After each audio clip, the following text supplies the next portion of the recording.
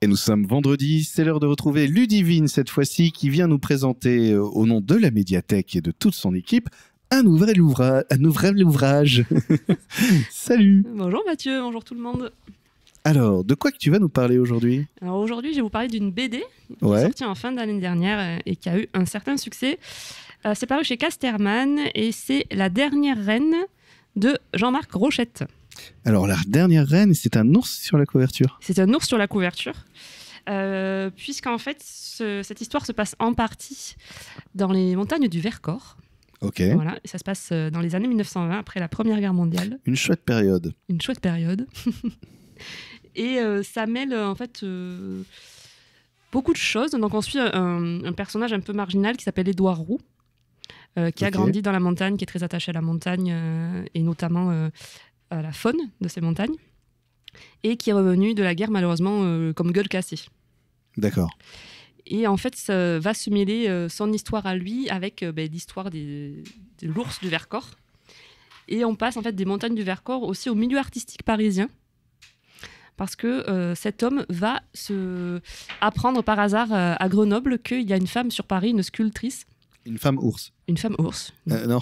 Une femme pas ours, qui fabrique des masques pour les gueules cassées. D'accord. Et en fait, dans le livre, elle s'appelle Jeanne Sauvage. C'est marrant d'ailleurs qu'elle s'appelle Sauvage. Ouais. Quand on sait la place qu'occupe la nature dans la BD. Et en fait, elle est inspirée de Jane Poupelet. C'était un personnage comme ça, ouais. Voilà, donc moi j'en avais entendu parler de cette personne, cette femme qui avait fabriqué des masques en fait pour les gueules cassées en faisant des moulages en fait et en se basant notamment sur des photos de leur ancien visage.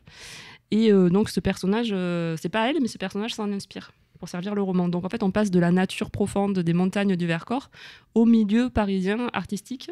Hyper urbain. De l'époque, voilà, assez urbain, où on croise des personnages comme Cocteau, le sculpteur Pompon aussi, puisqu'on est dans les ours.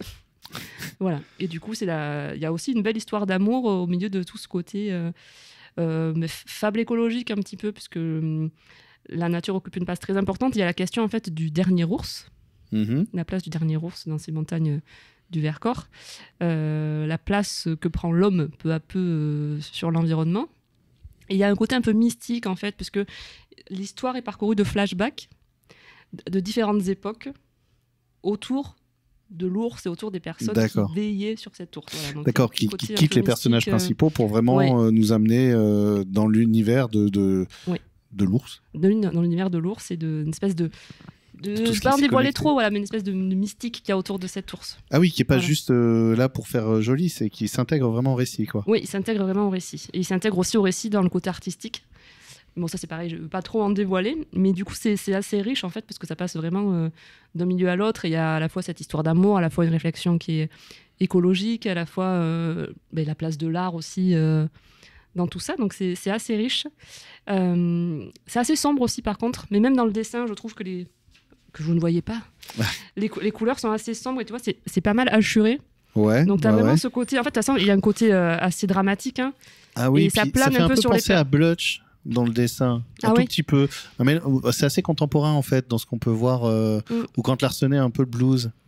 Donc il dessine mais très grossièrement. Je dis ça, c'est juste pour donner des grosses références. Après, il y a de très beaux dessins des paysages, de la nature évidemment, parce que c'est vrai qu'on est dans des gammes chromatiques. Oui, mais t'as ce côté sombre en plus, fin de guerre.